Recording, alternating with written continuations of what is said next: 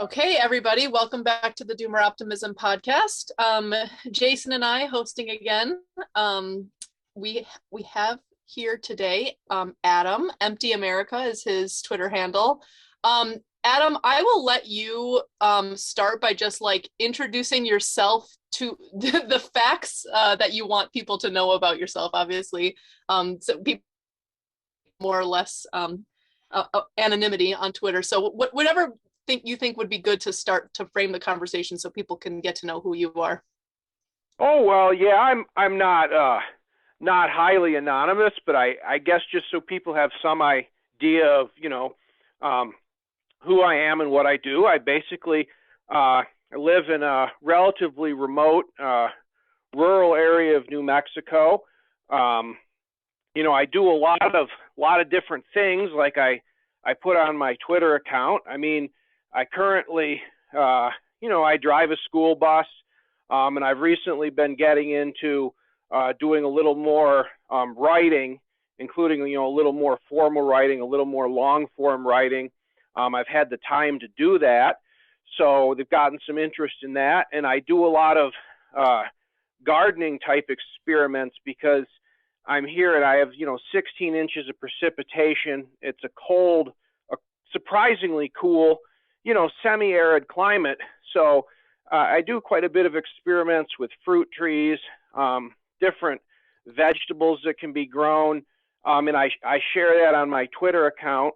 I also have a little business where I sell knives that I've designed, a little different than your normal commercial stuff. It's kind of a small production knife business, and I go with, the carbon steel, the hardwood, the leather sheaths. So I have a little bit of a manufacturing thing going. And as I said, I also, just for entertainment, I've been kind of reading and writing a good deal about sort of world political issues, sort of bigger issues. And I think that's probably why I was invited onto the podcast, was that I wrote a article recently for Palladium magazine that got some attention, and it was a little bit of a historical dive into what actually happens in the case of major, seemingly end-of-the-world type disasters like the Black Plague, the destruction of Berlin in World War II. So that's, I don't know which way we're going to go. We can talk gardening, we can talk history, we can talk, attempts at predicting the future, really whatever you guys want.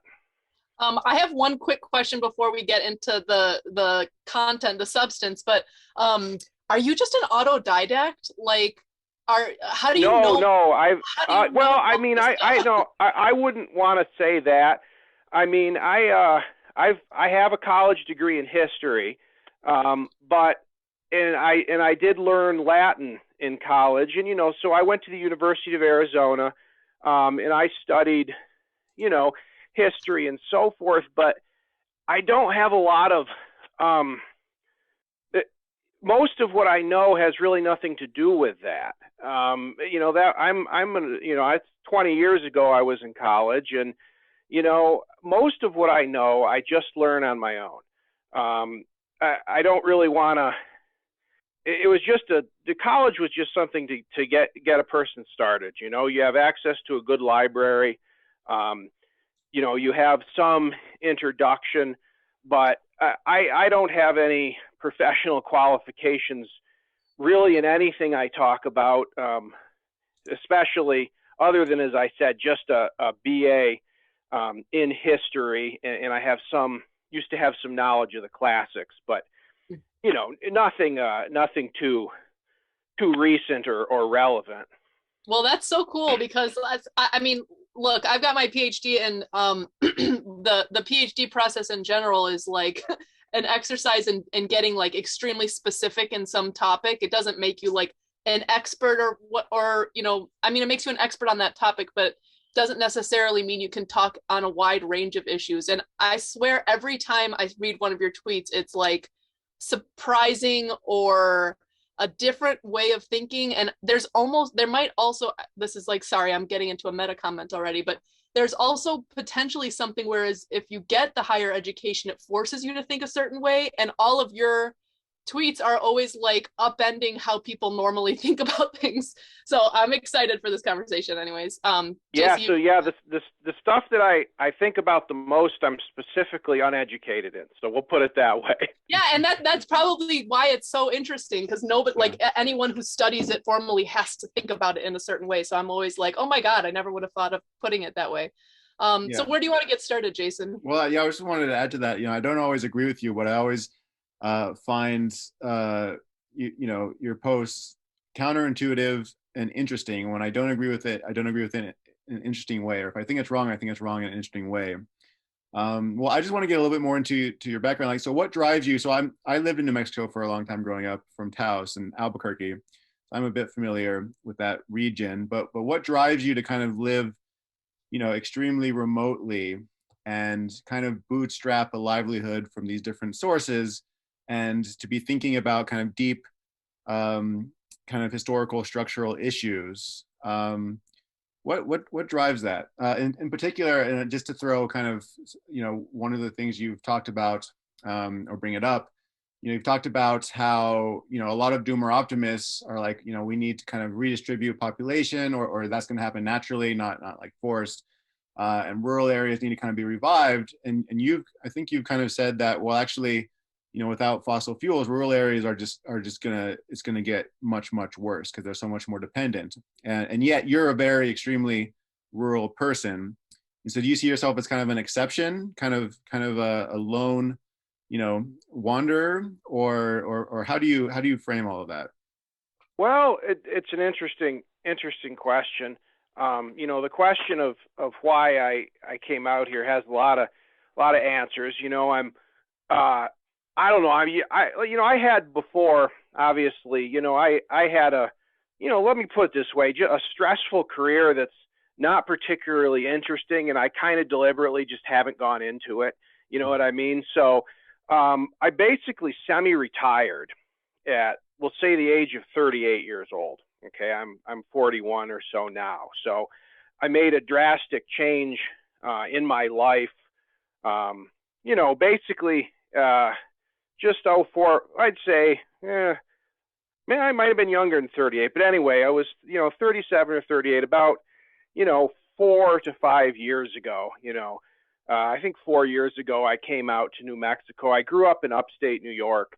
The reason why I came out is kind of obscure to me in retrospect. I definitely wanted to make a big, change of life and drastically downshift from a very stressful, long hours type of existence to an existence where I had the time finally to, maybe write a little, go into more of the things that I was interested in.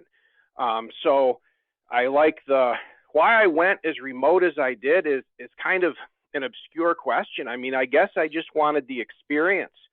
It's certainly a very low cost of living.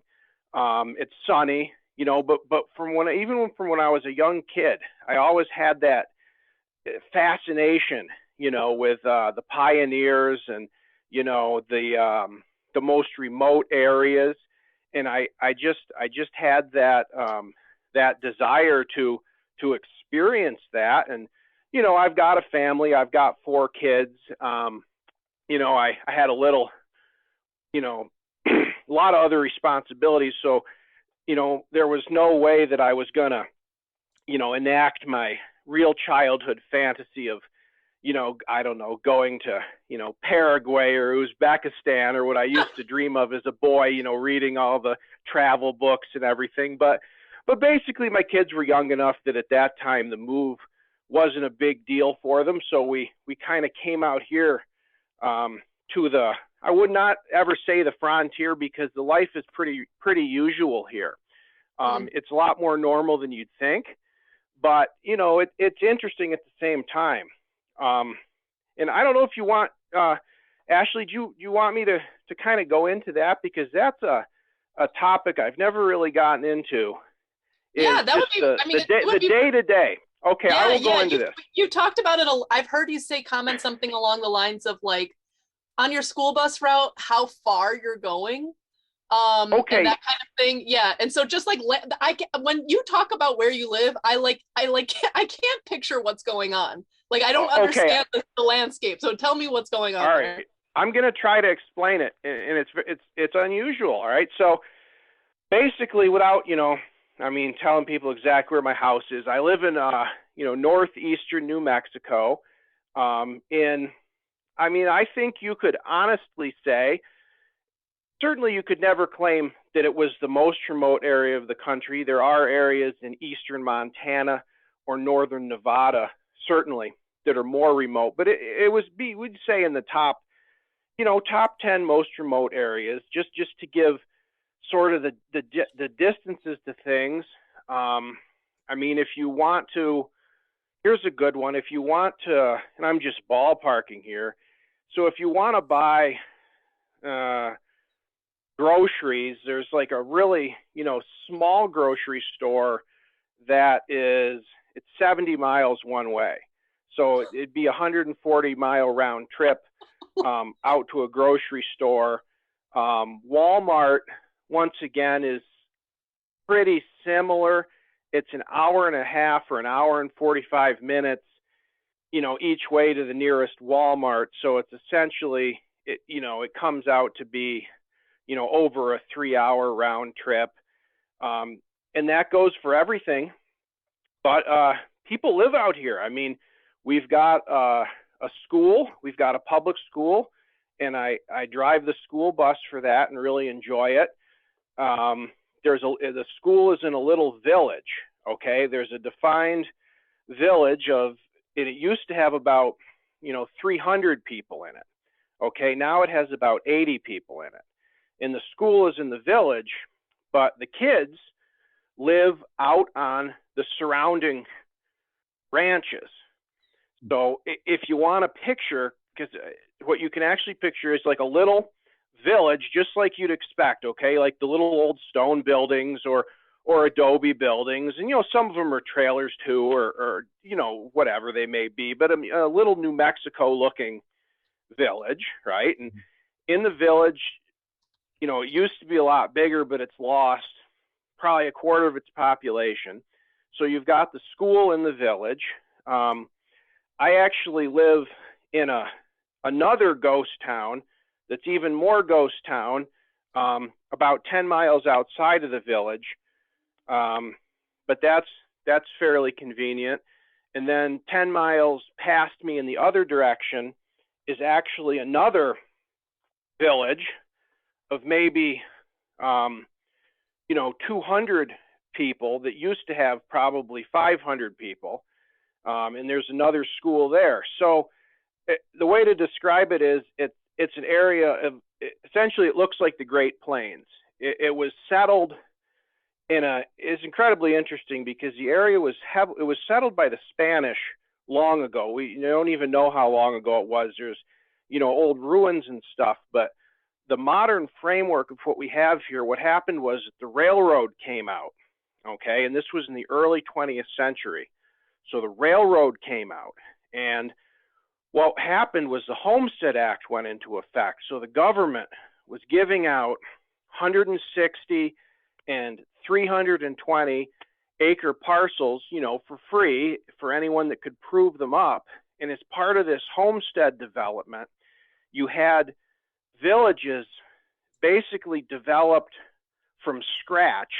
Now, in some cases, there were some older Spanish structures around, but for the most part, the villages would be developed mostly from scratch along the railroad tracks where there would be a railroad stop.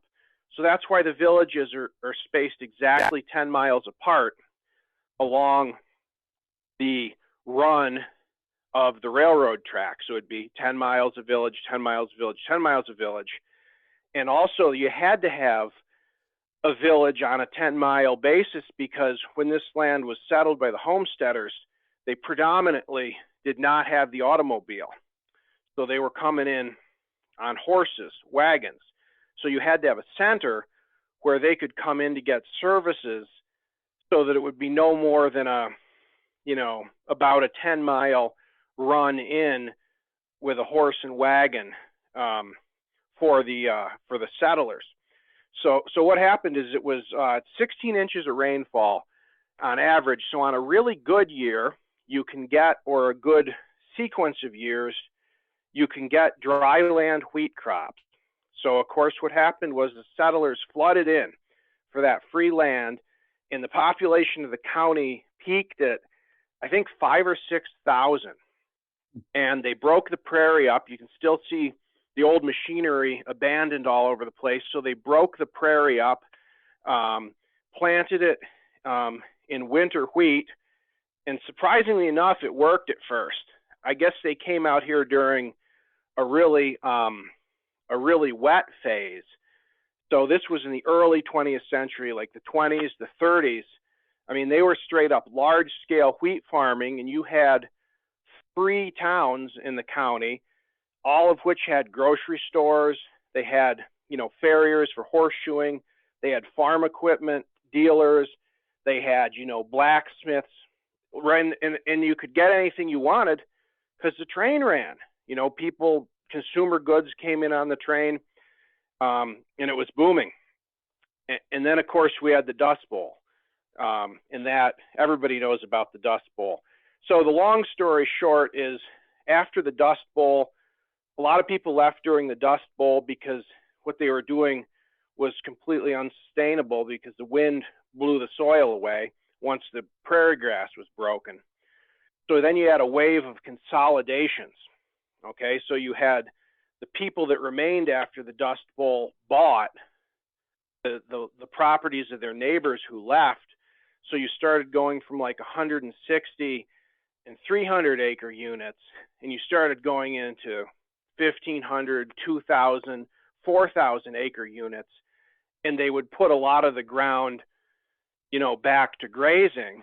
But they did keep doing wheat, and because then the rain came back and they started growing wheat again.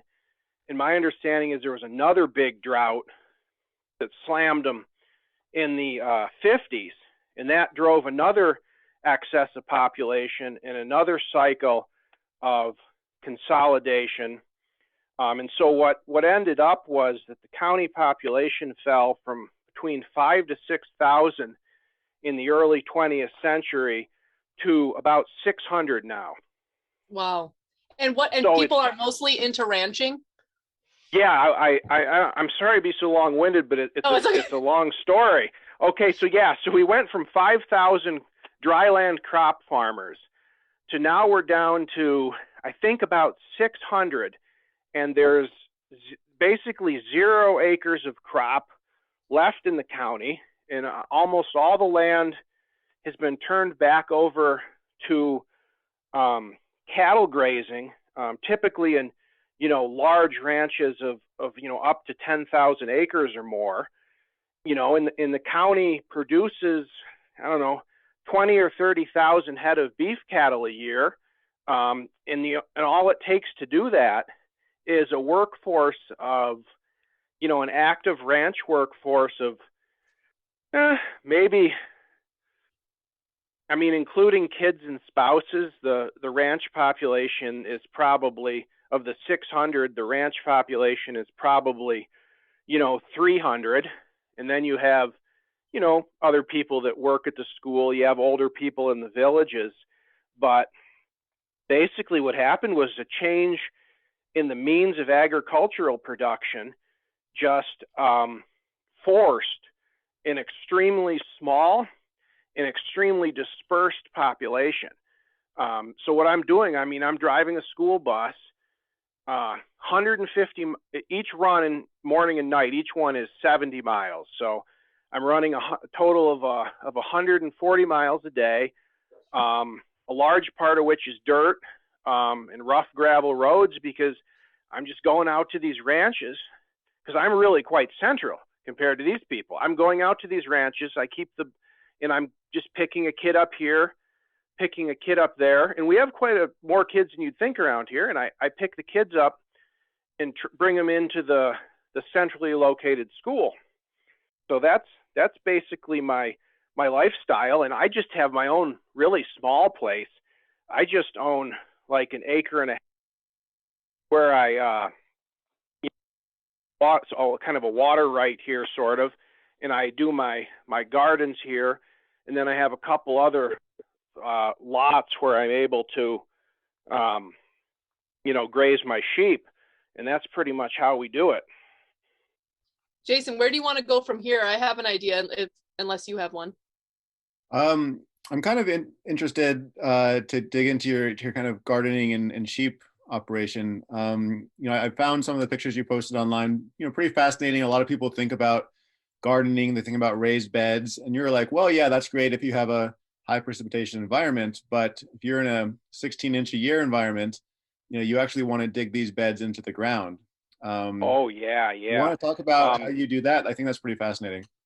Oh yeah, that's a really good tip. I mean, it's just a hobby, I mean, I sell a little bit, but really it's not a big deal. It's just kind of I guess a successful home garden. Like I said, it produces enough that I'm able to sell seed, and it works. So basically, like I said, I do not try on the actual natural rainfall. With no irrigation, there's a very limited amount that you can do. I want to say probably my biggest interest that might be of great value to other people is that fruit trees are extremely drought hardy. And I never in my life would have known this until I got out here and I like to go around and sometimes photograph, the old failed homesteads. They're very picturesque. And 9 times out of 10, you roll up to a place that's been abandoned since, we'll say 1940, 1950. There's going to be a living apple tree, apricot tree, or pear tree still there at that residence. And a lot of times they actually fruit. And they do best, and everybody knew this. They learned, or if they didn't know it, they learned quick after they came. Everybody here knows to plant the fruit trees where the roof water drips down. So like the drip line of the roof, because most of the roofs don't have gutters, so the water comes straight down. So they grow best if there's, an old abandoned structure that's still, shedding water. But I've seen them to survive in the open without any type of, structure putting rainwater onto them. So, I mean, the first thing in these environments is that typically fruit is going to perform a lot better than you think. But the general method for fruit and vegetables that I use is the same, is that I always have to have like a contour of the soil. And it doesn't matter how you do it. It can be a sunken trench that you put your plants down into, or it can be, if you look online and Google waffle gardens, there's a Native American method where they make small, like 2 foot by 2 foot earth cells, or, since I have a hose and I can put a little more water than, the natives with their gourds did in the ancient days, I sometimes make like a 6 by 6 or an 8 by 8 square, like waffle looking cell. But like I said, the thing you can Google is waffle gardening. And what that lets you do, like when your typical person waters with, like a hose in their hand, they're just sort of sprinkling, and they see that the surface of the ground gets wet, and they think that they've watered the plants. But if you take your trowel and you dig a little bit, when someone was watered in that way, you'll find that the soil 2 inches down is bone dry. And often all you've done is wet the surface, and then that water evaporates as soon as the sun comes out on it, and you've never watered the plant at all. So what I'm doing is the opposite of a raised bed. You've got some form of berm, no matter what it may be, around that plant. And you actually, in the kind of soils we have here, they're like wind-blown, like low soils, which is why the Dust Bowl happened. There's nothing wrong with the soils, but they're light. So there's no problem with drainage. So you actually want to put water on the plant until ideally that there's standing water a little bit, you know, in the earthwork, and let that run in, because the thing to remember is they say that a vegetable garden, especially in, you know, 15% humidity and, you know, 12 out of 10 UV, needs 3 inches of water a week. So you would have to visualize that. So if you basically put on water 3 times during the week to where there's an inch of standing water on your vegetable, that's actually meeting its water needs. So it's a pretty simple trick. It's you just got to get the water to the roots. Yeah. Did you have another question on that? Because I want to go to Scratchy's question while we're on Adam's production. Okay, so Scratchy asks, do you have any thoughts on the greenhouse you were considering, or your hoop house thoughts? I don't know if this is yeah, I mean, my thought is I just haven't gotten the greenhouse done. Okay. The greenhouse I was talking about is, the design is real easy to find online, because I looked, and a lot of China, interestingly, like Western or Central China, has a climate very similar to the U.S. Great Plains. You know, China's eastern coast is climatically almost identical to the east coast of the United States, and the same goes as you move west. You know, China gets consistently more arid and more continental, just as we do. And they have a form of greenhouse there that I've only seen on the internet. But what it is you can Google, it's a Chinese solar greenhouse. And the basic theory is it's got a back wall of like massive brick or adobe masonry. So it basically, the greenhouse starts with a wall that's, you know, thick as you can make it. Could be 3 feet thick, 8 feet high. And that's the back wall. And then obviously your south facing area has the, you know, the plastic or the polycarbonate greenhouse material, so that the sun comes in and it heats that back wall, and it works as a thermal storage. And the Chinese actually at night, this is a lot of labor, but at night they actually have like a cover that they bring down over the glass part of the greenhouse to trap the solar radiation. So, and they use them in mass scale over there commercially. And it's basically a greenhouse design that accidentally they designed for us, a greenhouse for our exact climate out here, that to my knowledge nobody's built on the plains. So, okay, you know, I just don't think anyone's done it yet. Hopefully I'll be the first, but I have too many projects at all times, you know. It's perfect, because that's another thing you're known for, is the kind of brick and adobe masonry. So it's like, yeah, that's kind of a sidelight of mine. I got into masonry back in New York. I was actually kind of a family house back there is a stone house. So I gradually, a big stone house that, you know, always needs work, as you could imagine. So I gradually learned back there how to restore it, and, you know, about the different mortars and so forth. And so when I got out here, you know, I'd been to this area because, as I told you, I went to college in Tucson, Arizona. So I've lived in the South. This is my second go around in the Southwest, and a lot of my family is actually in Arizona. So, you know, I knew this area where I moved to before I moved to it, from just various trips and going through it and so forth. And one of the things I liked about out here was that there was a tremendous amount of, like I show on my Twitter, there's a tremendous amount of both stone and adobe buildings. So I've had some fun side jobs out here, you know, really going in and working on restorations of some of the old ones. And what's cool about it is that it lets you see exactly how they were made, because you're taking them apart and restoring them. And that's actually, this might interest the listeners, the tradition, the old Spanish method of making houses out here. And by old, I mean, I don't mean the vanished past. I would say from the last ones that were made in the truly traditional manner, they went up perhaps within living memory, maybe the 40s. So we're not talking, ancient history, but there's a collection of just unbelievably, I don't know what word I want to use, like medieval, if I could say that, unbelievably medieval vernacular Spanish style buildings here that I've been able to photograph and even physically work on some of them.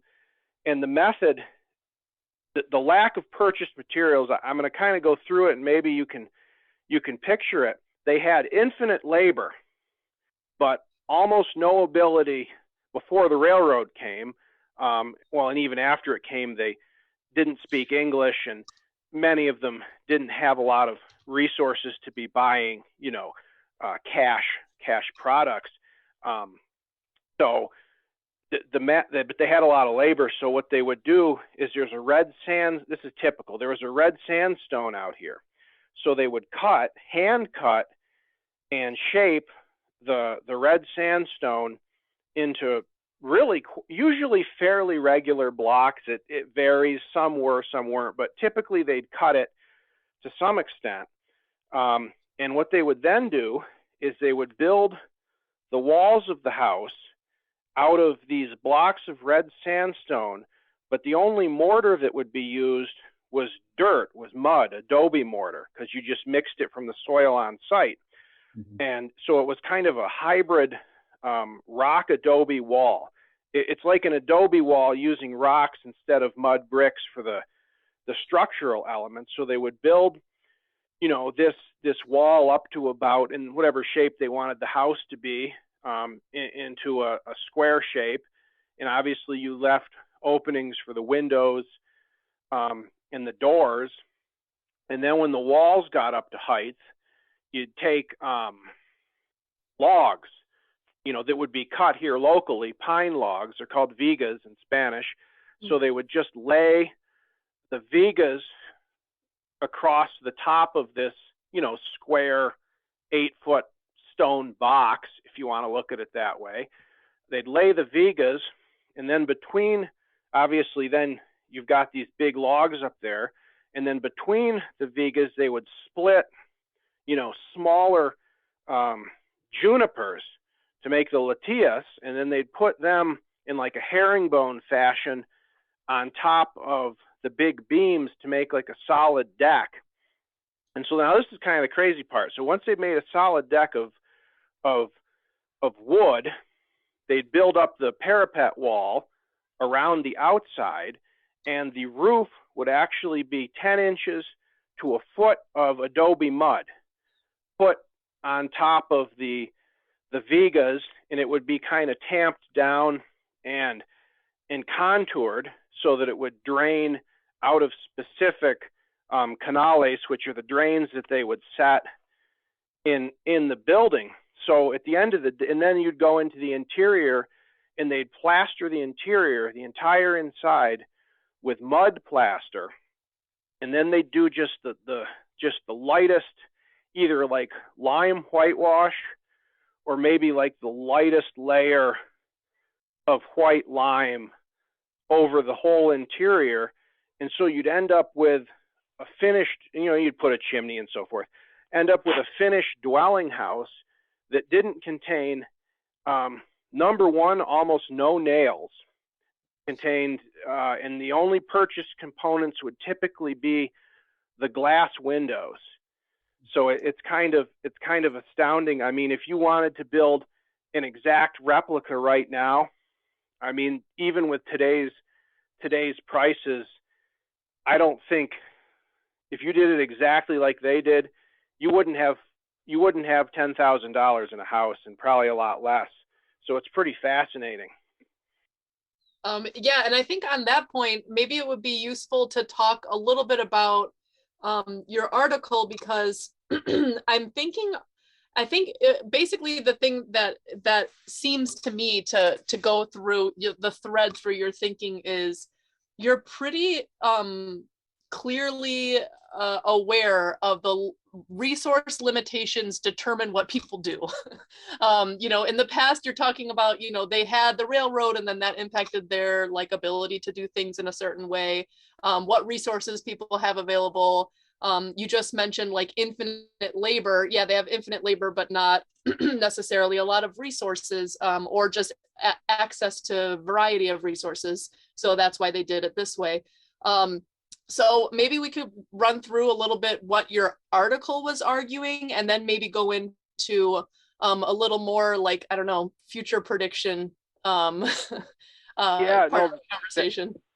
That's a great way to put it, because and I think you put it better than I would have, but that is kind of my common thread, is that what I notice, and like you said, I'm kind of a, self-taught or whatever, but what I notice is that the typical way of thinking of today is that people do not think in terms, they tend not to think in it.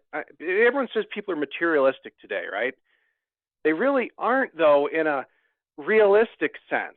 That people very rarely think forward from material constraints. People today are so focused on their feelings and their ideologies, that the sort of like the materialist reasoning is forgotten. Like the idea would be, well, the county here, well, why did the population leave? Oh, if we could have, interested our young people in staying, it wouldn't have happened. But I mean, it happened because of switching from dryland wheat to cattle. And yeah. And a lot of things are like that.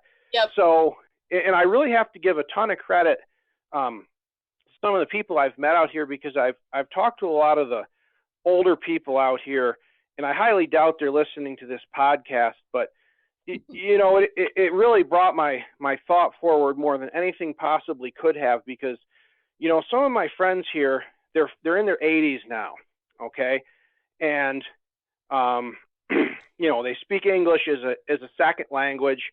They grew up speaking only Spanish. And I mean, a good friend of mine who, I do stuff with, like he's alive in, 2022 and going strong. But I mean, his upbringing was that they were in, a rock, like I was just describing, a rock house in, a canyon with no road going to it that a car could go down. And they had no electricity. They had no running water. They had, I would imagine, virtually, zero access to, manufactured goods. I mean, his sister died of scarlet fever, and they had no medical care. So it develops your perspective of reality, that I stumbled into having, this incredibly odd opportunity. I mean, it wouldn't be odd if you've been in the developing world, but within the United States, it was really incredibly interesting to me to really spend a lot of time with someone that could give firsthand description of, not even a traditional lifestyle in the sense that people think of it now. I mean, people think traditional is like, I don't know, 1850, in upstate New York with, you know what I mean, with a certain level of people riding the stagecoach to church and, purchased clothes. But these firsthand recollections from the 20th century are, the true, life of tradition, the true subsistence farming, families of 8 to 10 children. So I've actually gotten, firsthand testimonies to that. And it really helped me to understand that when you don't just have things easily, everything that you do is directed towards survival. And that's how most of the world still lives right at this minute that we're talking. but just getting that through to people is incredibly difficult because it's an alien concept. Yeah, and we were that could happen in the US where like, so maybe it would be good to get into your article because, or you could briefly describe like what you're arguing in the Palladium magazine article, because that one is it's specifically based, your vision is specifically based on the current developed world. And so, and then we can maybe get into, do you think, I'd be curious to hear after, I just don't want to forget this question. Do you think that there is going to be a period where the developed world becomes like undeveloped, you know, where there's like formerly developed countries? I'm curious about that. So let's get into the argument from Palladium first, and then like do some future prediction. Okay, yeah. So Palladium.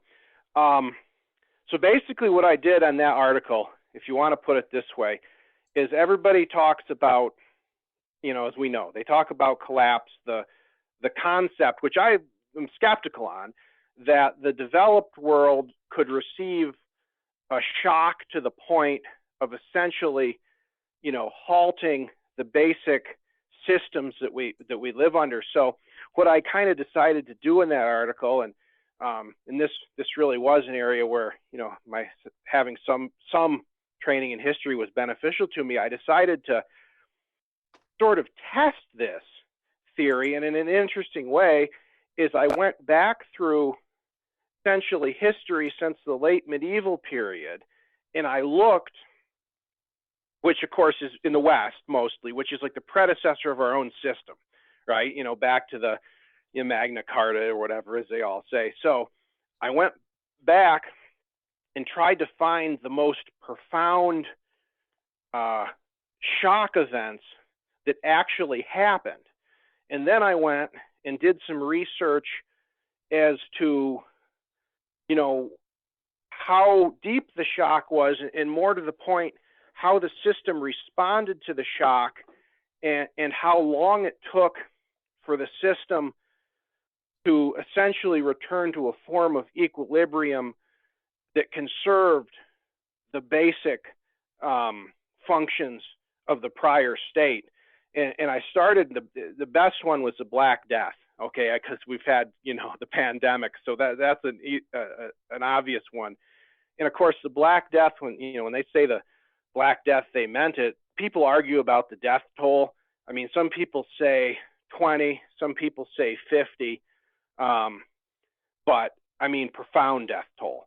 You know, we just lived through something, what do they say, 0.5% mortality, which is not fun. I mean, if you know 200 people, you know people that died, but, you know, just to compare that with something that could have gone as high as 50% is almost unimaginable to us. But the crazy thing was, when I went back and looked, you just don't see the persistent collapse of anything. And the example that I used, just to bring it to the highest level of absurdity, was I focused on the court system, because nobody likes the courts, right? You imagine in all these zombie movies and stuff, there's nobody running around like serving you with an eviction notice. You know, it's just total absurdity to think that this paperwork in courts and bureaucracy, you know, people think that would just collapse, you know, in the face of a very slight challenge. So I went back, and it turned out that the courts in England were running, they ran right through the peak of the Black Death. There were a few, you know, temporary shutdowns, kind of similar to what we had in this country, of a matter of, I don't remember, 2 to 1 term, which would be like 2 to 3 months. But generally, the courts ran, the legal system functioned, and the courts were actually, in some cases, busier, because what was happening was people were dying of the Black Plague, and you were having inheritance disputes. So the heirs were in court trying to, you know, fight over these properties. And the other fascinating thing that happened was, you know, a lot of people in those days perceived this as the end of the world, as you might rationally do. You know, if say 30% of your community is, you know, falling dead and buildings are abandoned, so people that were still alive large numbers of them stopped working. They started wandering the roads, doing penance. And actually, even at that early time in the 1300s, the government of England had the capacity to pass what they called a statute of laborers, which was essentially a draft-like mechanism which compelled all able-bodied persons under the age of 30 to essentially report to productive work.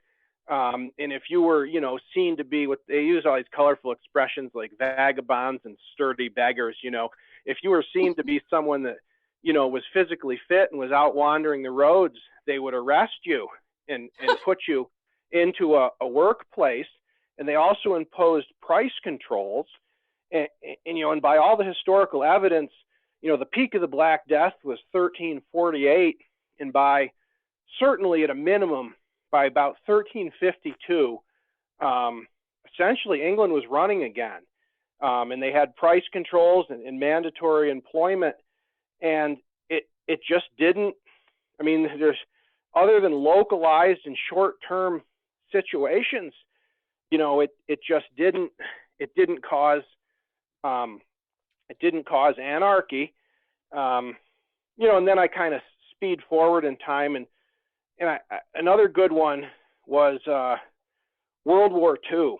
There was a lot in World War II. The point being the tremendous speed of the recovery.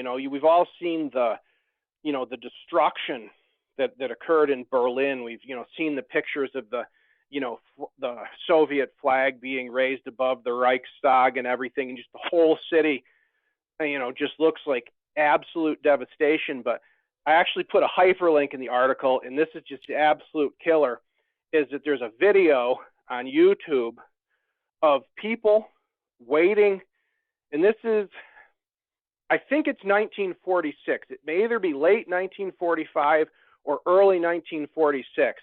And keeping in mind, Berlin fell in April of 1945.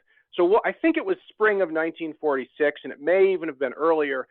There's workers sitting there along a streetcar line, waiting for the streetcar, and the whole background is just like destroyed buildings. But the streetcar comes, and the workers pile on, and they go to work.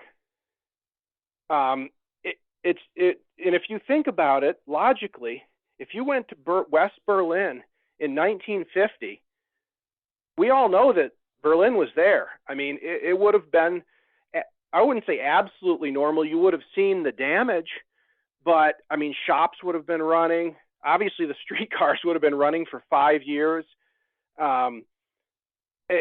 People would be receiving their salaries, and the shock just didn't abolish sort of the basic.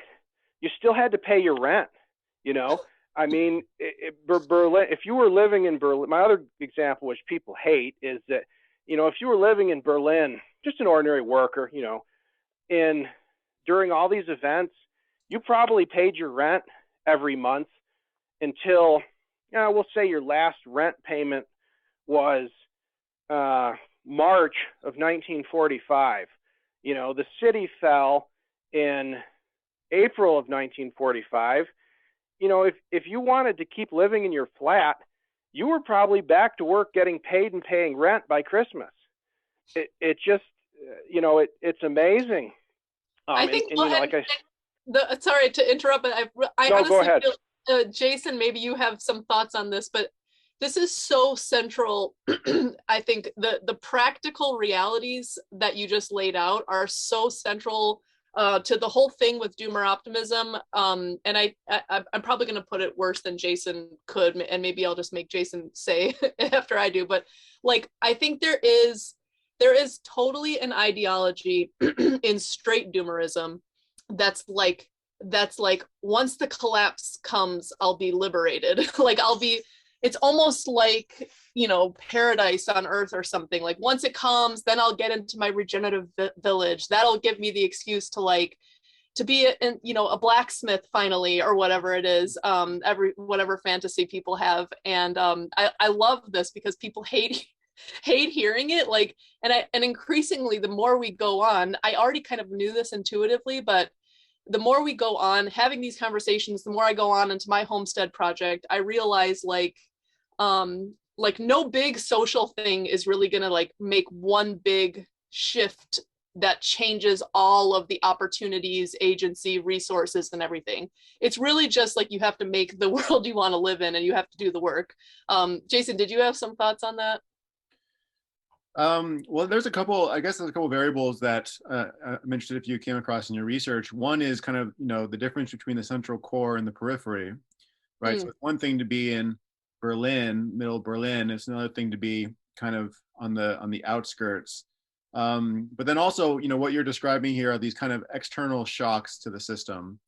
Whereas, another set of shocks that are maybe more slow motion, but perhaps inexorable, might be something like net energy decline, or it might be, topsoil loss or deforestation, or draining of the aquifer or depletion of the aquifer, right? Which is not an overnight thing, but if it's if you're living an unsustainable lifestyle and you can't afford to maintain your current infrastructure, say if net energy declines, then something is going to shift. It's just not going to be, it's not going to be dramatic, but there will be kind of materially enforced kind of evolution of the system. I'm curious how both, central core, periphery, and kind of resource constraints, changing resource constraints, fit into this kind of this theory or this kind of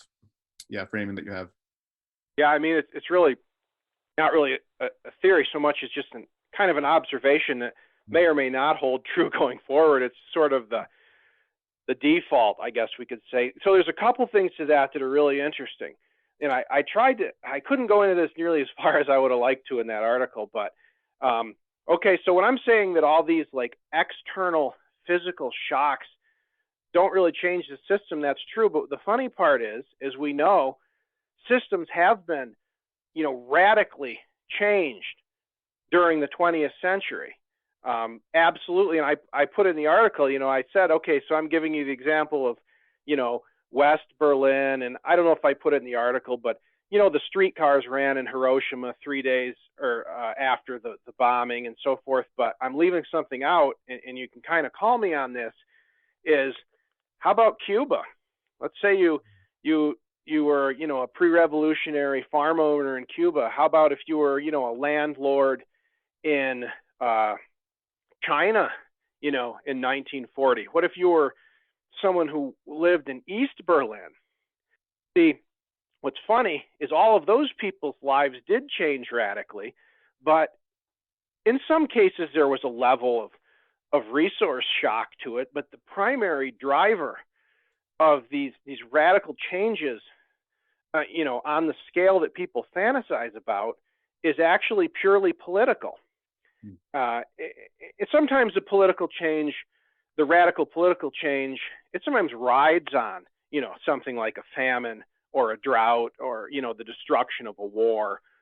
But, the destruction in itself it seems to be neither, necessary nor sufficient for these, deep changes in life. And I mean, I am absolutely not a promoter of communism, but I'm just expressing that historically the one thing that actually did cause, the types of change that people fantasize about was generally forms of communism and Maoism.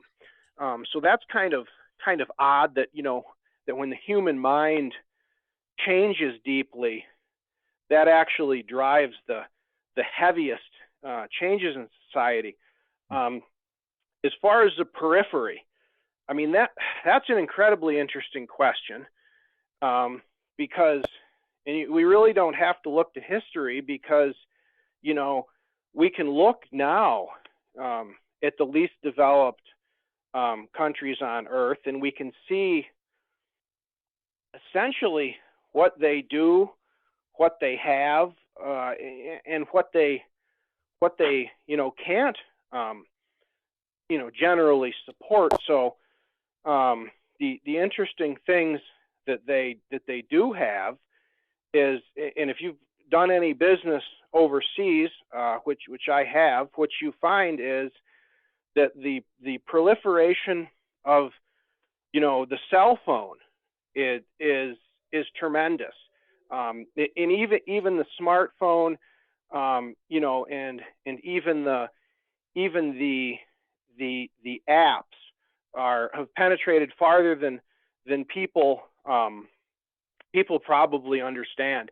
I mean, you can transfer money right now readily from using certain apps with a smartphone to some of the most exotic countries on earth, entirely legally, and it appears in the recipient's bank account within, in some cases, 1 day, and you can actually track that yourself. But what's exotic is that in some of these cases you're engaging in this futuristic activity, but if you were to go to the place in question, they often don't. And generally, I haven't traveled widely, okay, so this is generally armchair speculation, but they're often not going to have the basic sort of like hard infrastructure of modernity. So this person that you're perhaps doing business with in a least developed country or a developing country, they've got a smartphone and they have some form of, in some cases, not necessarily do they have a bank account, but they're on an app where they can withdraw cash based on the app, but they would not necessarily have a personal automobile. There would not necessarily be, a paved road in their location. There generally wouldn't be, landline or fiber optic communication. The only internet service actually runs on the cell network. So, it's peculiar if you really sort of look down and study. Let's take you want to take the Central African Republic, okay? Generally said to be the least developed country on earth. Okay, that's from the UN and so forth. And if you really look, nobody knows anything about this country, so I'll just say it's larger than Texas, it's larger than the Ukraine, country located in essentially the exact sort of central North Africa, inland, heavily landlocked. And what's funny about it is they have a capital, okay? And you can see the capital on YouTube. You can, look at it on maps, and you can get on an airplane. I can get on an airplane, okay, or I can drive to Amarillo, Texas, theoretically, get on an airplane, and I can't even pronounce the name of the capital, but I can fly into the Central African Republic. I can get off the airplane. I can have service on a cellular phone, assuming I have the right chips. You can go to a hotel that has hot running water, has electricity, has anything that you would expect to have. But what's really strange about this is outside of that, in every country on earth, by the way, has this sort of, and I mean every one, you may bust me on Bhutan, but every other one has got this core, this little kernel of essentially what I would call full modernity, meaning you've got your, hot running water, cold running water, paved roads, automobiles.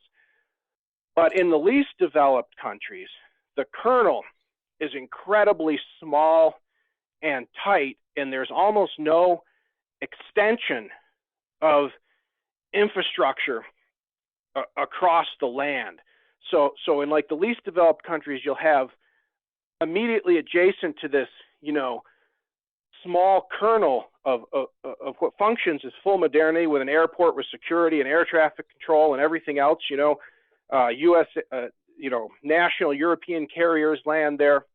But outside of this, you'll have a shanty town, and it can be sometimes millions of people. Some of these least developed world urban conglomerations can be 15 to 20 million people. and it's essentially, you'll have a vast, shantytown area surrounding this node that's been placed there that interacts with the outside world. And in the extreme examples, such as Central African Republic, if you look at a light pollution map, there's virtually no extension of even electricity outside of the capital. There's virtually no pavement, no electricity, no services of any kind. There's almost no infrastructural expansion away from the core. And if you also look at these countries, and this is a little bit of a challenge to a lot of what people think perhaps in Doomer Optimism. If you want some contrarianism, if you look at the statistics, what generally happens in countries with serious economic and resource challenges is, if you look at their rate of urbanization, it's an extreme urbanization rate. The flow of the population actually is in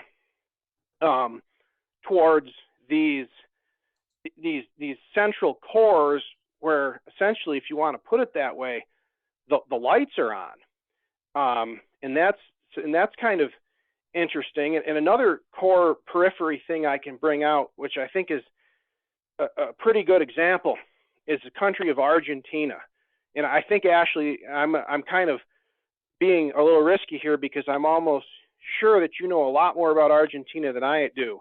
So We'll kind see. of check me out if I'm Okay. I'm going off the reservation here. But my understanding is that as we know, I don't need to go through the whole history of Argentina, but we all know about the repetitive currency collapses that Argentina has had. I mean, we talk about like a collapse of the U.S. dollar, which, by the way, never actually seems to happen, and is so far one of the most overhyped things imaginable. But anyway, people talk about the collapse of the U.S. dollar as something that would, fundamentally, possibly even break up, or, essentially they see that as the end of the world. If the U.S. dollar was to fundamentally collapse or endure hyperinflation. But of course, as we know in Argentina, the Argentine peso has a long history, of both deliberate devaluations and collapses due to movements in the forex market, including some which were apparently orchestrated by outside investors that were shorting the currency. So anyway, so the Argentine peso has essentially collapsed over and over again. I think it could be 3 to 4 like major collapses, unlike anything that's ever happened in America.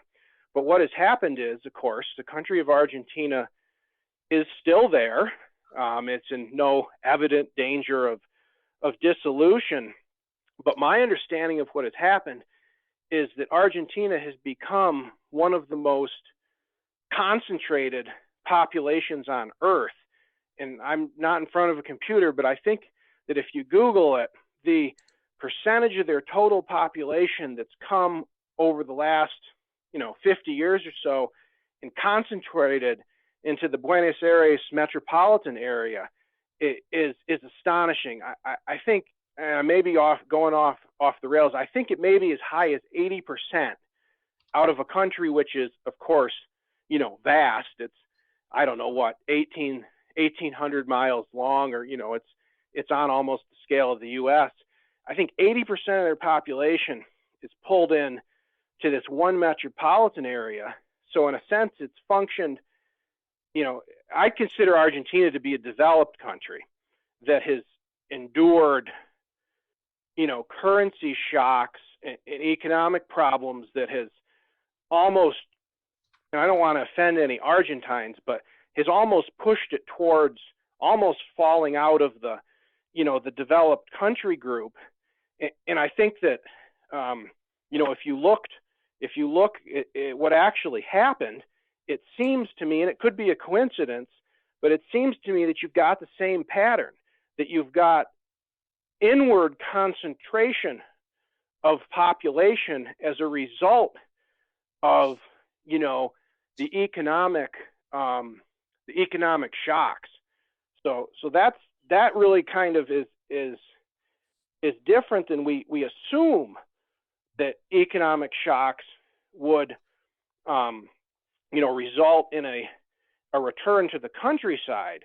But so that's kind of my contrarianism, is I haven't seen a lot of places that happened. Okay, one thing, I just looked it up. It's 92% Argentina, 92% urban. No way. Well, that would be the other cities too, but right, not just Buenos Aires, but and Uruguay I just looked up as 95% urban. Okay, yeah. So, and I don't know how they're doing those numbers, if ever, like, whatever town over X number of people is considered urban too. That kind of thing, I'd have to look into it, but that's shocking to me. But okay, the long view that we always take, and I'd like to hear your thoughts on this, is that this increasing urbanization is a result of relatively cheap energy. So like, even if there is a crisis in Argentina on currency, still relative, it takes a ton of energy to bring resources into cities. So I'm wondering where you stand on that. I just like, is it just a fantasy that we're going to repopulate the countryside?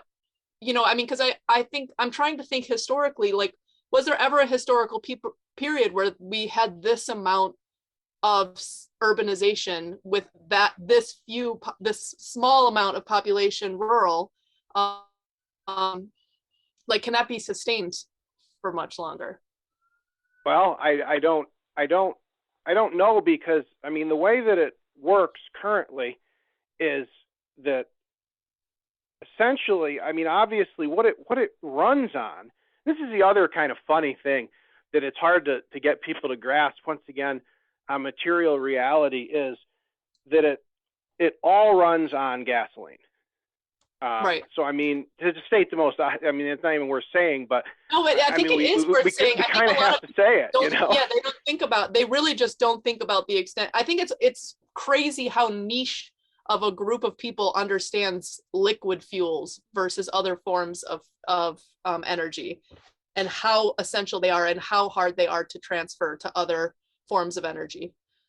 Okay, so as far as the sustainability of it, my opinion is, and I think there's some truth to this, that if, and this is a big if, and it probably won't happen, okay, but just imagine, if fossil fuel, particularly liquid petroleum, were to be available, some of the questions of sustainability, to some extent, you can defer the question of sustainability almost indefinitely, because let's say you give me a free amount of cheap diesel fuel. Okay, you can take sand, and I've actually experimented a little with this, but anyway, you can take beach sand. Say you've absolutely destroyed the topsoil of an area beyond imagination, where there's no organic material, there's no nothing. The only thing that's left is like the coarse particles, like the subsoil beach sand type stuff. Okay, so if you've got the power to do so, you can, put in a borehole well. You can use, once again, everything's using diesel. Your boring rig runs on diesel. You're putting a diesel powered pump in that well down to the aquifer, okay, as long as the aquifer lasts, and you're bringing up the water. And what you can then do is into that and then the pivots, the big round irrigators, they make like the green circles we all see from the airplane. Yes. Okay, so you can run that water into a pivot, and I see, there's a lot of this kind of agriculture just east of me, so it's something I get to see in person, and some of it is in literal sand. So you can run a pivot off of the aquifer, and into that irrigation water, you can actually meter in a full nutrient profile and now keep in mind, all these nutrients are created once again from fossil fuels.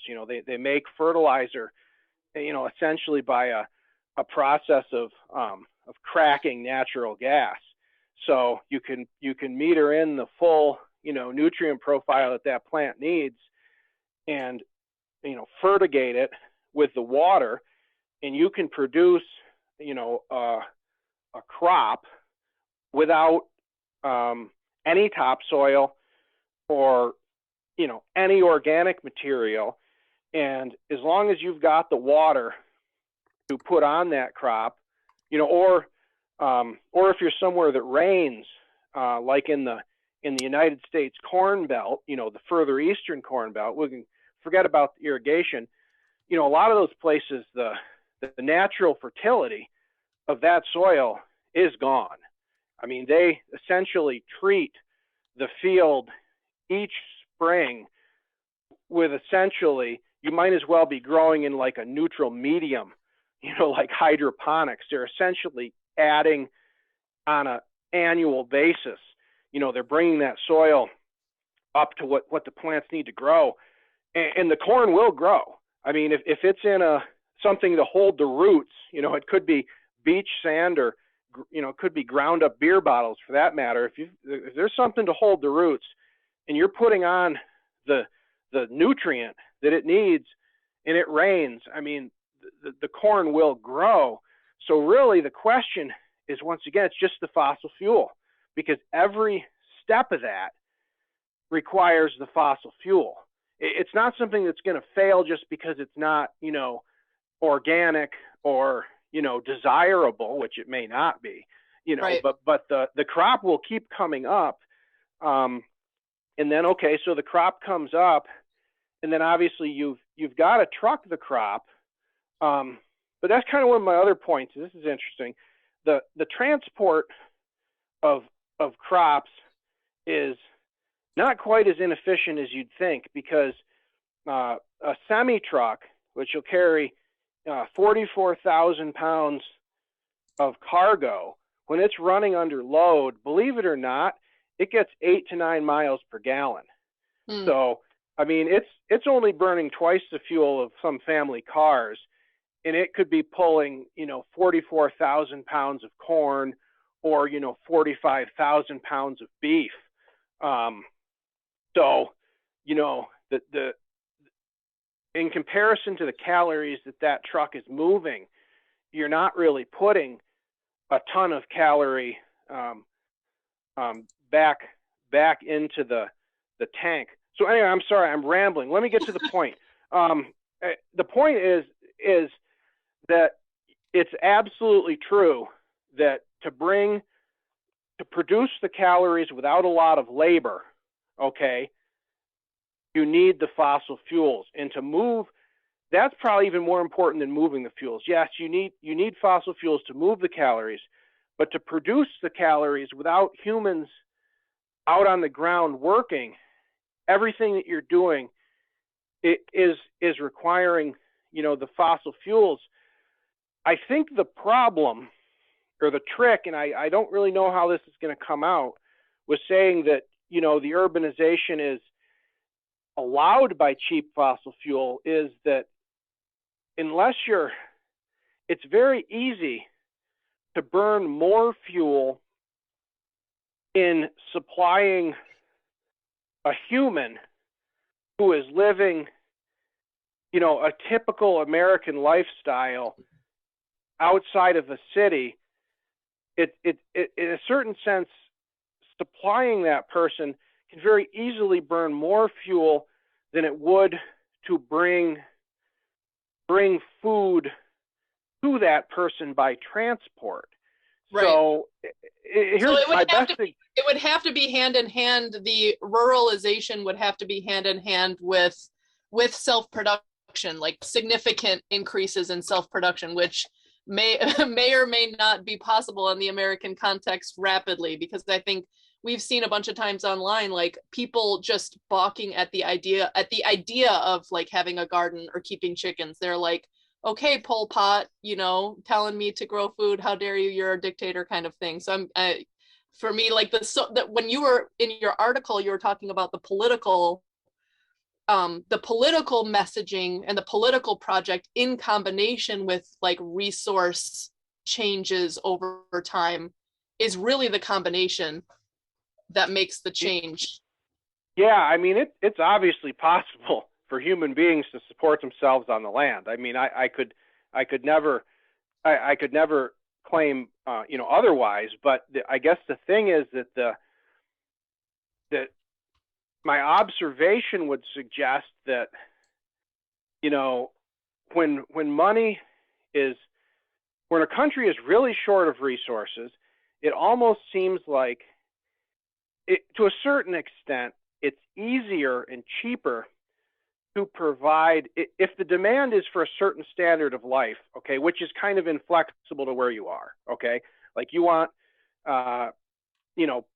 electricity from the wire, you want a flushing toilet, you want running water, you want heat with a thermostat. Okay, so if we consider the lifestyle demand to be more or less a fixed thing, it's typically going to be easier, I think, and cheaper to provide that fixed level of lifestyle in a concentrated area. And of course, the discussion becomes totally different if the population that wants to stay out on the land is not going for quite that standard of lifestyle. So just to go to that, like there are people, when we look at who is the closest to, this is kind of one of my other points I irritate people with, okay? If you look at the people that are closest, to living a truly self-sufficient lifestyle and a sustainable one, and we're, once again, it triggers some people, but the closest people are probably, we would say, some of the Amish communities. Now everyone's going to point out that they shop at Dollar General, okay, and I've lived near them, and they absolutely do. It's not as purist a thing as people think. Like they go to the gas station, they buy gas for the sawmills, but I think you've got to admit, that even their biggest skeptic has to admit that they are, closer than any other identifiable group of Americans to essentially living a lifestyle where you could say, yes, this person is out on the land and they're clearly making net production over what they consume. And also you would say that it's sustainable because unlike some of these, voluntary adult communities or communes, you can look at them and you can say, okay, this is verifiable that it goes from one generation to the next. We know that this is something that, number one, rapidly increases the numbers, and number two, we know that this appears to be have legs, multi-generationally. So anyway, my point is though, but when you look at what they really do, and I've known Amish and Mennonites, and I respect them, but when you look at what they actually do, it's very different socially than what modern people are really comfortable with. Everyone focuses on the fact that they don't have electricity, okay, or the buggies, but that's not really a big deal because they have workarounds. Most of them have certain propane appliances. Your average person could learn probably without too much agony to live in that material way. But what people could not tolerate would be actually living in that social way. I mean, that is an extraordinarily conservative way of life. If you really think about it, the large families of 6, 7, and 8, which in observation seem to be critical to the way they actually farm. Kids are simple. The kids do not go to school past 8th grade. The girls are marrying typically in their late teens, and it's at least a semi-arranged marriage And frankly, there's certainly, absolutely no tolerance for, any sort of, alternative lifestyle. And in fact, if you were involved in that, you were what's called banished or shunned from the community. So I think that's the other challenge is, and if you look at traditional agrarian communities throughout the world and throughout history, they usually have and have had, social patterns that are extraordinarily offensive and unpalatable, ironically to the exact same people in many cases who seem to be interested, in a return to the land. And once again, I can't prove that you couldn't successfully return to the land with like a totally, radically, left mindset. I can't prove that. Someone may go out and do it, with like a commune and, the children raised by the group and no marriages. And I mean, they may go do that. I can't say that someone can't do something, but it doesn't seem to be the pattern. And you wonder if all this stringency wasn't required, why does it seem to be the common pattern? So that's really, I think people could get used to the buggy, but I don't think they could get used to the rest of it. That's kind of my joke. No, that's good. Jason, you had a question. Yeah, well, I just have a kind of a constellation of thoughts that I'll try and string together into a comment and question. So it seems like part of what you're arguing is that if we were to if we're in kind of an era of slow motion collapse, you see it actually increasing the level of urbanization. For example, like you mentioned in a post that in terms of using fossil fuels, industrial agriculture will be kind of like the last thing that's still using it because they need to deliver food to the cities. And so that, people might not be driving their personal vehicles, but you're still going to have tractors, you're still going to have trucks moving these goods. And I want to contrast that with, this other point that, throughout most of human history, it has been mostly rural. And so we can ask, well, what's the difference with modernity? And I would say it's fossil fuels and also kind of technologies as well that were enabled by this. And the social norms of these rural areas, throughout most of history were very conservative, not very palatable to, say, a modern back-to-lander sensibility. Well, maybe some, but certainly not all. And I'm just wondering, do you see, is that kind of how you see the future playing out in the next, say, 100 years? Is that resources will become more constrained, will become more like the Central African Republic with a lot of shanty towns around cities, and the people in rural areas kind of very sparse, a few kind of pioneers like yourself, just kind of like making it work, and then some very conservative communities. Is that kind of how you see the future developing? Well, okay, that's a good point, because one of the things that I've thought through, and I've never really seen a great contradiction to this, is that one of my basic thought processes is that the electricity, the power of the lights is going to stay on, okay? Because, I mean, I looked at, we generate a lot from natural gas right now, okay? So they say that there's, something like, 90 years worth of natural gas. There's something like, now I know there's issues with burning coal, but the truth is, there's considerable amounts of coal there. And it, we can't really speculate on nuclear. So, I mean, I guess we have to assume, that there's not a huge breakthrough. I mean, certainly there could be, but that kind of puts us into like a science fiction timeline that has, nothing to do with, scarcity. So anyway, but there's certainly fission. So my thought process would be, once again, that, basically the lights essentially, so to speak, are going to stay on.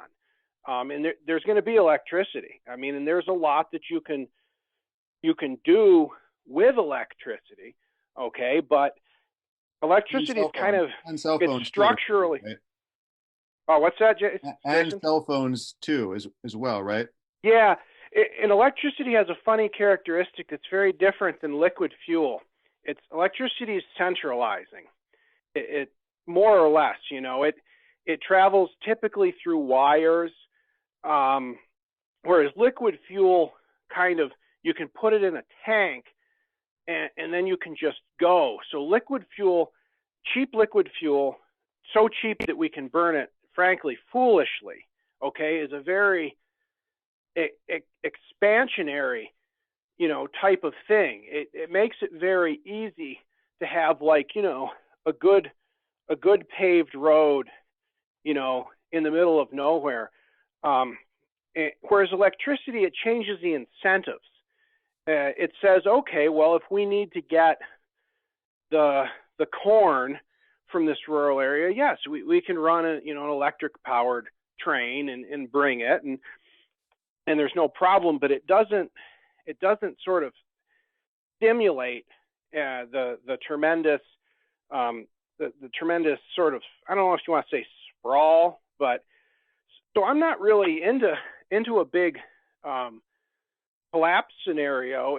It's simply that, and it may never be recognized as a collapse. I mean, so people that are in a city, for instance, you know, in 20, 30, 40 years, they may see things going on, you know, around them that are an advancement, you know, of what we have now, and there's not going to be, like, you know, a headline, you know, that the United States collapses or anything of that nature. But I mean, I guess the way I would put it, let me go back to my own community that I've enjoyed so much here. Okay, this community did collapse. It happened, but I'm here. Like, it's fine. It literally, absolutely collapsed. I mean, it was a rural community, you know, a rural county, like I was telling you, with 3 pretty good sized villages. There's an abandoned movie theater up the road. I mean, it was like a kind of, you know, a normal sized, you know, American small town community. And, you know, it more or less, you could say, I don't want to say collapse because I don't mean to malign it. I mean, we have everything we need, and the county is a heavy net producer of certain commodities. You know, it produces beef, it produces carbon dioxide, which is, you know, commercially exported into industry. It's just that the population that is just, you know, infinitely lower. So it might be that so when we're talking about, you know, rural populations dropping, you know, down to people that are either commercial farmers or basically people that are wanting to live in a more rustic way, that may just happen very slowly, just like it did here, and it may not be tremendously remarked upon. Okay, so Jason, can you hear me? Yeah, I can. Mm-hmm. Yeah, because there was some beeping on the line. Oh. So let me say the one thing I want to say is, okay, the one part of the U.S. rural lifestyle that is the most unusual in the world, and is logically, you know, the most, you know, likely to come under pressure is what I would call I don't know what the word I'm grasping for is, but most countries, if you really look at them, they do not have, in the deeper countryside, and I don't just mean the Central African Republic, I mean Australia, Argentina, you know, even large parts of Europe. You know, if you look at like property listings in Europe. You're seeing like France or Spain, you know, and I've been to Spain and went into some of these areas. Like a lot of the properties, the homes are for sale, don't have public electricity. So the thing about the U.S.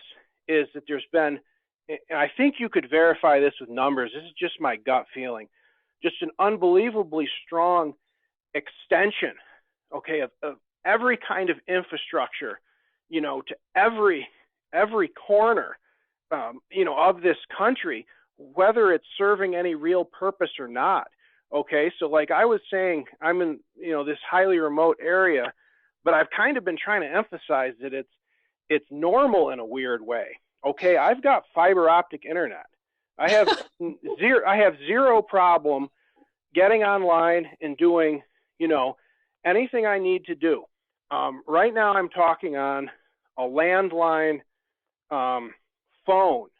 Okay, I mostly burn wood, but I have a propane tank outside my house, and you know, a truck, if I call, comes from, you know, I don't know, 100 miles away, and you know, and fills the propane tank. I mean, I live on a dirt road, but when I drive up to the paved road, I get onto, you know, a 2-lane, you know, paved highway that's been, you know, extended, you know, out into the, you know, the midst of here. And that's kind of what got me thinking, is after I moved out here, I was like, can this really go on? I mean, forget about a collapse, because it wouldn't require a collapse. I mean, if the country just kind of says, listen, you know, we still have gas, but it's permanently going to cost, you know, the equivalent of $8 a gallon in our terms, what I see is a pullback of population towards the cities, just because it would become impossible to maintain the same standards. That's my argument, Jason. So. Yeah. That, I mean, to me, the takeaway, now that we're talking long form, it's really becoming clear. It's much messier and more complicated than this linear or binary thing we're always trying to think of as like the before times and the after times, or like urban or rural, and then like urban somehow magically looks like, you know, 1850s carriages and big families, but like we have none of the cultural infrastructure to get there. Maybe it doesn't, I mean, in some ways, some of the things you're talking about, what comes to mind is this like solar punk aesthetic, which I like hate because I love the carriages, but it's like this idea that we're just going to be repurposing a bunch of like plastic and electronics, and that'll be you know, a mix. It'll be messy. There'll be a lot more like poverty and sort of, I don't know, shanty building practices, etc. I don't have a question more than just we should probably wrap up because we've been going for a while, but I mean, I've been talking your ear off, but yeah, you know, if you really, this kind of was my one final point, is that yeah, if you look at countries where the average person, okay, uses less energy in a year than a refrigerator, okay, so of which there are many, and so that would be like beyond the pale of what you could possibly imagine in America, right? I mean, I don't know if we're talking about like the average person having to use like half the electricity, half the energy. I mean, this would be 100 or 200 time reduction. Okay. And these countries exist now, so it's not speculative. I mean, so I mean, for the average American's energy budget to fall to that of Bangladesh, I don't even think that this is part of our conversation, but just hypothetically, I mean, you know, I hate to say it, it sounds dumb, but, you know, go on YouTube, you know, it's a stupid show, not stupid, I like it, but it's Deadliest Roads. Is the name of the program. And I watch it on YouTube, drop in Deadliest Roads Bangladesh. I mean, if you want to see what a city looks like, you know, at a per capita energy budget of less than a refrigerator, it's right there, man. It's bicycles, it's human-powered rickshaws, there's buses moving around. I mean, it's not a return to anything. You know, they're on cell phones, on, you know, Honda motorbikes. That's what it is, you know? Yeah, totally. I don't know if Jason, you have a final point, but I just want to briefly say that for us here in Uruguay, we're kind of like in this middle zone where we're living in a pretty comfortable way, but we had to have really good insulation in our home, have a decently sized wood stove, that the climate makes it so that we don't need a ton of energy. So we have a solar water heater, we have lots of sunny days. And it's an extremely comfortable way to live for us, even, you know, growing up in Chicago in the first world. But there's a lot of infrastructure that went into it, and there's a lot of learning that goes into, for example, you know, showering in the afternoon as opposed to the morning because the sun's been shining all day. You know, learning how to use the wood stove, things of that nature. So, anyways, but I do think that your point is so well taken that the transition is just, it's the level of development is a huge thing for people to keep in mind. Like, what does daily life look like with a very small energy budget? If that's what our goal is, or that's what we think is coming, just to think about the nuances of what that actually looks like is really important. Do you have a concluding thought, Jason? Yeah. Well, I want to thank you for coming on. I mean, you always cause me to think, and I think you do that for all of the kind of people in loosely defined DO network and kind of test our assumptions, which I really appreciate. You know, if we had more time, I would want to integrate more, you know, if this idea of food production, if everyone's moving to the cities, if, you know, infrastructure maintenance, you know, falls drastically in rural areas, I'm wondering how people are going to eat and how we're going to produce food without just completely destroying the land. You know, you said that we can, as long as we have diesel, we can do a lot. But yeah, I mean, this is an issue that I'd want to interrogate more if we had more time.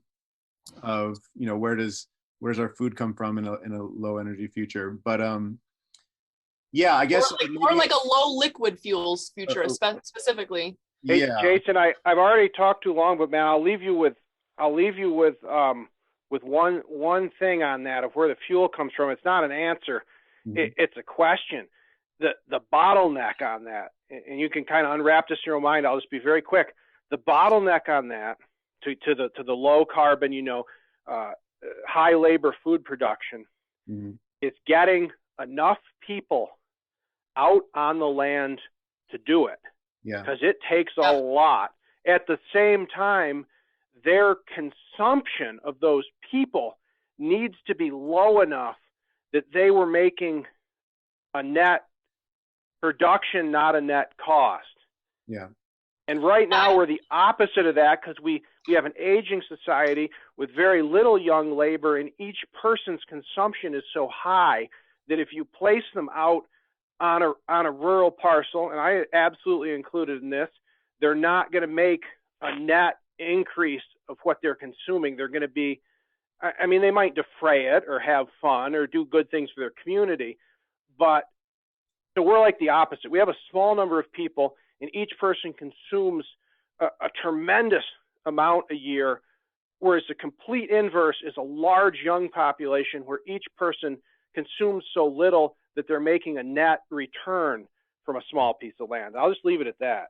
Yeah, you know what? And that's so perfect to end with, because that's like exactly what Chris Smage's Small Farm Future envisions. It's like much more people doing labor, being much more productive. And again, but I think the details of this conversation really matter, because what that looks like, the social infrastructure and all of that. I think romanticize that, and it's going to be, I think there's going to be a lot of harsh realities to that kind of romantic vision. Well, to wrap up, is there anything else that that you want to say? Something you wish we had asked you? Any final imparting thoughts? No, I think we pretty much covered a lot of ground. So it's real good talking to you. Yeah, you too. I'm so glad we got to talk long form. So anyways, yeah, we'll let you know when this comes out, and otherwise we'll see you on Twitter. Okay, take it easy. All right, have a good one, Adam. Thank you. Bye-bye.